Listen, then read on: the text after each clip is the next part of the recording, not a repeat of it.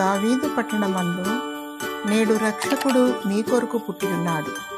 ఈయన ప్రభువైన క్రీస్తు. లూకా సువార్త 2వ అధ్యాయము 11వ వచనం. యేసు క్రీస్తు జన్మవిధం ఎట్లనగా, ఆయన తల్లి అయిన మరియా యోసేపునకు ప్రదానము చేయబడిన తరువాత వారేకము కాకమునుకు పరిశుద్ధాత్మ వలన గర్భవతిగా ఉండెను.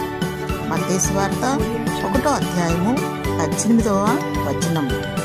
క్రీస్తు జననము రక్షకుడుగా మన కొరకు జన్మించిన క్రీస్తును జ్ఞాపకము చేసుకొనుచున్నాము. పాపులను రక్షించుటకు క్రీస్తు యేసు లోకమునకు వచ్చెను.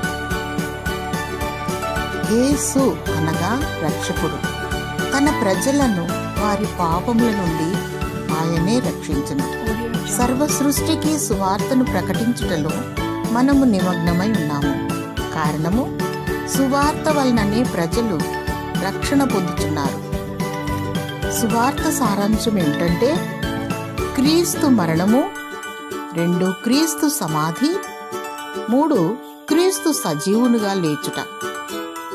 ఈ 3 సంఘటనలు 1 మారు మనస్సు, 2 నీటి బాప్టిజమము, 3 పరిశుద్ధాత్మవరమునకు సాదృశ్యముగా ఉన్నది.